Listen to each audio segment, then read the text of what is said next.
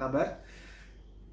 Hari ini kita akan membahas lagi salah satu cara untuk menguliti Alkitab kita. Dan kita akan menemukan Yesus di dalamnya, dan kita akan menemukan berkat yang tersembunyi di dalam Bible kita. Pada video sebelumnya kita sudah bahas tentang pentingnya arti sebuah nama. Sekarang kita akan belajar, yaitu cara menguliti Alkitab first mention in Bible, atau penyebutan kata pertama kali di dalam Alkitab kita. Hari ini kita akan mengambil temanya Yesus menebus kutuk. Loh, kok bisa Yesus menebus kutuk di dalam Kejadian, di dalam penyebutan pertama? Nah, kita akan bahas hari ini. Kata kutuk pertama kali itu disebutkan Yahweh, Bapa Yahweh kita, disebutkan Tuhan kita itu ketika manusia jatuh ke dalam dosa. Kata kutuk pertama kali itu muncul di Kejadian 3 ayat 17 sampai 19. Memang di ayat 18 sudah disebutkan kutuk, tapi itu kutuk kepada si jahat. Nah, ini kutuk pertama kali kepada manusia, yaitu di Kejadian 3 ayat 17 sampai 19. Dia berfirman kepada Adam, "Karena engkau telah mendengarkan apa yang dikatakan istrimu, dan telah memakan buah dari pohon yang telah aku perintahkan kepadamu, dengan berkata, jangan kau makan daripadanya, maka terkutuklah tanah karena engkau." Sekali lagi ingat, yang dikutuk bukan Adamnya, tetapi tanahnya. Tanah itu akan dengan bersusah payah, engkau akan mencari nafkah dari tanah itu seumur hidupmu. Tanah itu akan menghasilkan semak duri, dan dari tanah berduri bagimu, dan engkau akan memakan tumbuh-tumbuhan di padang. Dengan bercucuran keringat engkau akan mencari makananmu sampai engkau kembali kepada tanah, karena dari situlah engkau telah diambil, sebab engkau debu dan engkau akan kembali kepada debu. Ketika Adam jatuh dalam dosa, Tuhan mengutuk tanah, dan juga Tuhan mengutuk Adam. Dia harus bekerja bersusah payah untuk mendapatkan hasil dan bisa hidup dari hasil olahannya. Dan Bapak Ibu tahu, kutuk itu juga berlaku sampai sekarang. Ketika orang bekerja, mereka akan banting tulang, bersusah payah untuk mencari makan, dan itu berlaku sampai sekarang. Tetapi tahukah Bapak Ibu, puji Tuhannya, puji syukur kepada Tuhan kita Yesus Kristus, Tuhan sudah menebus kutuk itu. Dari mana kita tahu? Kita akan lihat. Tahukah Bapak Ibu, pertama kali darah dicurahkan itu kapan? Oh, mungkin ada yang berkata ketika Yesus di kayu salib, atau mungkin ketika Yesus dicambuk, ketika Yesus dipukul. Pertama kali menurut Bible, darah Yesus tercurah itu ketika di Taman Getsemani. Ketika malam sebelum dia disalibkan, dia berdoa di Taman Getsemani. Dia mengajak muridnya, kemudian dia berdoa, dia sangat ketakutan, bahkan sampai mencucurkan darah. Ayatnya di Lukas 22 ayat 44. Ketika berada dalam penderitaan yang berat, dia makin sungguh-sungguh berdoa, peluhnya seperti titik-titik darah menetes ke tanah. Wow!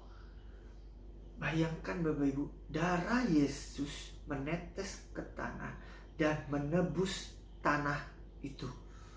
Sebelum dia menebus kita di kayu salib, dia sudah terlebih dahulu menebus tanah itu. Tanah sudah disucikan oleh darah Yesus.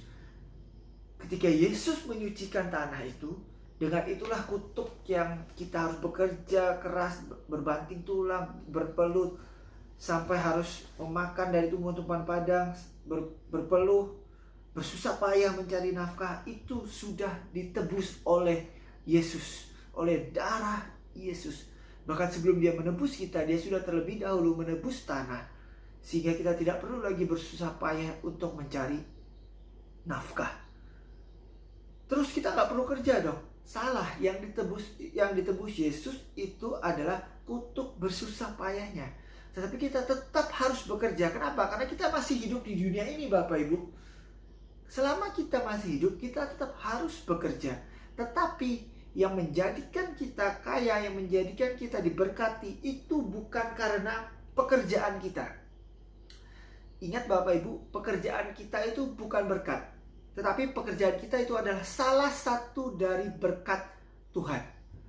Mungkin saudara berpikir, oh pekerjaanku sekarang gajiku cuma sekian, itu nggak cukup untuk kehidupan sehari-hari. Percayalah Bapak Ibu, berkat yang Tuhan sediakan itu jauh melebihi pekerjaan Bapak Ibu. Bapak Ibu bisa melihat video ini, bisa bangun di pagi hari, masih bisa bernafas, itu semua berkat Tuhan. Masih ada suami atau istri, masih ada anak yang masih mendampingi Bapak Ibu, itu semua berkat Tuhan. Sebagai contoh misalnya, saya tawarkan nih kepada Bapak Ibu. Bapak Ibu, anaknya misalnya, saya beli ya, seharga 1 triliun misalnya kayak gitu. Apakah Bapak Ibu mau? Kan Bapak Ibu nggak punya uang 1 triliun. Tapi kenapa anaknya nggak mau dijual? Berarti kan Bapak Ibu sudah punya harta, punya berkat yang luar biasa yang tidak pernah terpikirkan. Jadi sekarang Bapak Ibu, yang perlu Bapak Ibu ingat adalah kutuk bersusah payah sudah ditebus oleh Yesus. Yang perlu Bapak Ibu lakukan sekarang adalah bekerja, lakukan apa yang bisa, dan percayalah Tuhan yang akan menjadikannya luar biasa. Kita kerjakan sesuatu yang natural, Tuhan akan membuatnya menjadi supranatural. Ayatnya di mana? Di Ibrani 13 ayat 20 sampai 21. Dan Elohim damai sejahtera yang telah membawa kembali Yesus Tuhan kita, Gembala Agung domba-domba, dari antara orang mati melalui darah perjanjian kekal, kiranya Dia memperlengkapi kamu dalam segala perbuatan baik dan melakukan kehendak-Nya, dan melalui Yesus Kristus Dia mengerjakan di dalam kita apa yang berkenan baginya. Bagi Dialah kemuliaan sampai selama-lamanya. Kalau Bapak Ibu sekarang bisa bekerja, bisa menikmati apa yang Bapak Ibu punya hari ini, itu semua karena Yesus yang mengerjakan di dalam kita. Dan nanti jika suatu saat Bapak Ibu berhasil menjadi orang yang sangat diberkati, sangat terkenal, atau mungkin punya berkat yang sangat melimpah, itu semua hanya untuk kemuliaan Yesus Kristus.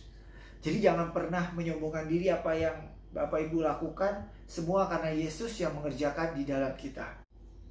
Terakhir dari saya Bapak Ibu, tetap kerjakan apa yang Bapak Ibu bisa lakukan sekarang. Lakukan yang terbaik dan percayalah Tuhan yang akan memberikan hasil yang luar biasa. Tuhan Yesus memberkati.